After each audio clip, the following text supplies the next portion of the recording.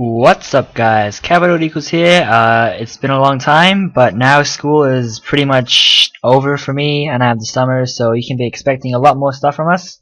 If you want to see anything in particular, please do message us, and we will try and comply. Okay, so I've noticed I haven't done a lot of Codify Vanguard content, and it might come across as me not liking the game that much.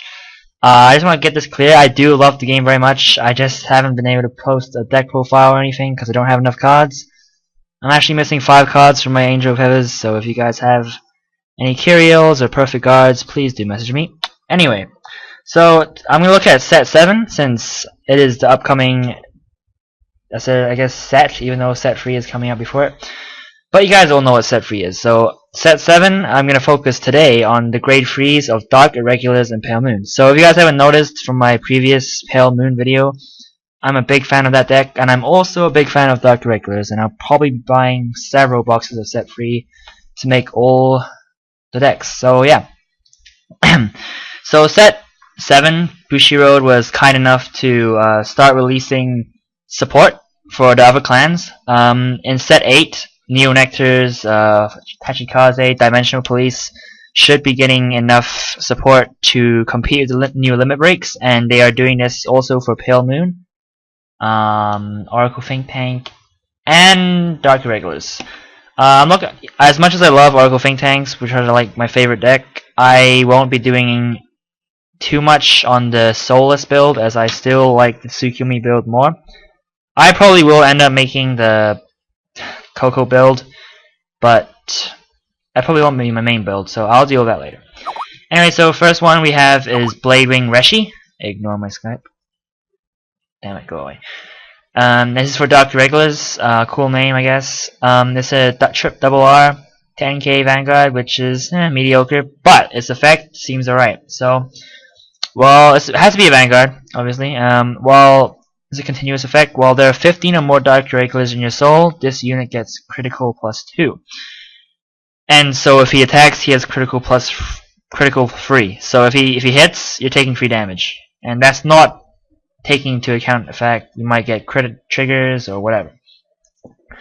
I don't know. When I first saw this card, I was like, oh, 15, that's pretty easy. And its second effect makes it even easier to get 15 or more in your soul, because its second effect is, when this unit is placed on your Vanguard circle, choose one of your Dark Irregular rear guards, search up to 3 units of the same name as the chosen unit from the deck, and send it to your soul.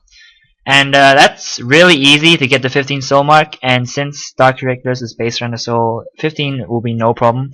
But the main problem with this card is its threat.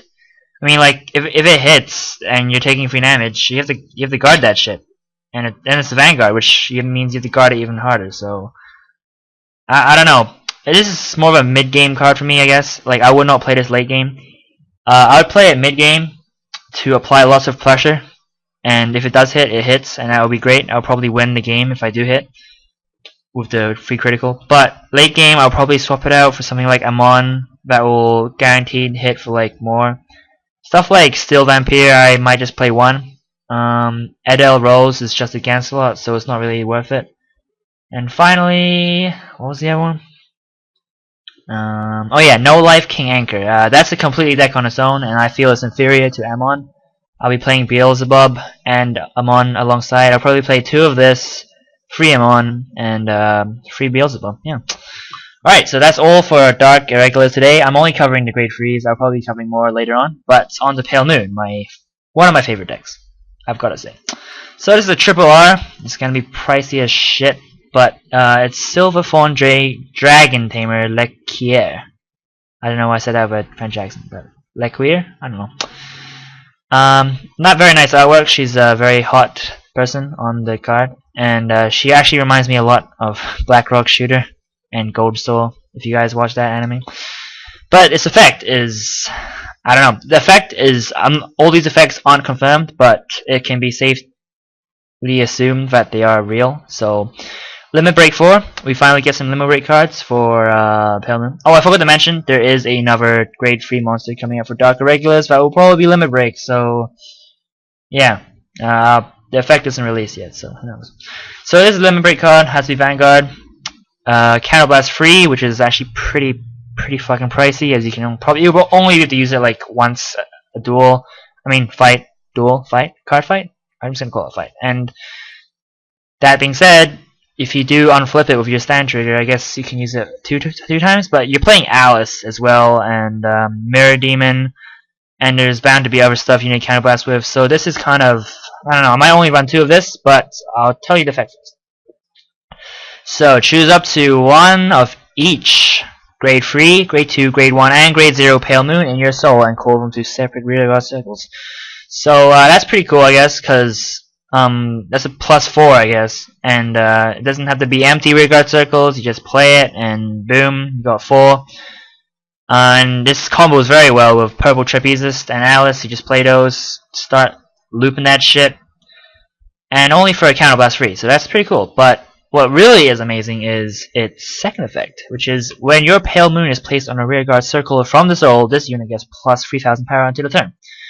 End of the turn. So this does stack. It's been talked about a lot down in these comments. There's like what, 151 comments on like a card that hasn't come out yet.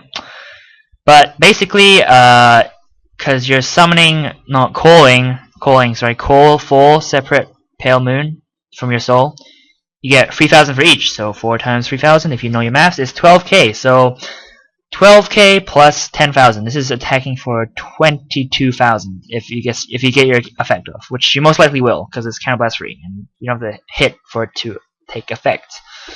So 22k with a booster at max, I guess it would be 30k. That's a lot. That's a lot. And like I said, this is very similar to Blade Wind Reshi because it's only good for applying pressure, and it's not that great for late game pushes. So I don't know. I would still run it. It's definitely a good card because a +4 is always nice, and you get a lot of power for pretty much counterblasting free. But because you have the counterblast free, I would only run 2 because you get its effect off once, and even if you do have the option of getting its effect off a second time, I probably would opt to go for an Alice loop or something else. So yeah, it's still a very good card. Very nice artwork. I definitely would run it. And thirdly, we have Sword Magician Sarah. I am in love with this card because the artwork is so nice. I love the sword. Get it on Facebook. I love the artwork. If you haven't noticed, I have a thing for anime girls on cards, which is why I play Angel Feathers and OTT. But yeah, so I will be playing a female lineup with Alice on Pale Moon. Yeah. So this is my replacement for Barking Manticore. Barking Manticore is, I don't know, it gains some power. Actually, I'll go search that up. Barking. Alright. I'm just gonna show you. So during this turn, if you have a Crimson Beast Tamer in your soul, this unit gains 3,000. And I will be playing the I'll be playing the Beast Tamer build because it's pretty consistent. And when this card is called to the Vanguard Circle, draw 1 card and choose 1 from your hand and send to the soul. It's very lackluster because it's mainly used for its 3,000 power, and that is gained more easily with Sword Magician Sarah, because Sword Magician Sarah, its effect is when it's boosted by a Pale Moon, this gets 3,000 until the end of the battle. Barking Manticore is during your turn, so not their turn. If you have Beast Tamer in your soul, this gains 3,000 power. Yeah. So obviously, if you don't have Beast Tamer in your soul, you're screwed because it's a 10k Vanguard, very easy to hit. And its second effect is pretty bad. It's when this unit is called to the Vanguard Circle, draw 1 card, choose 1 card from your hand and send to the soul.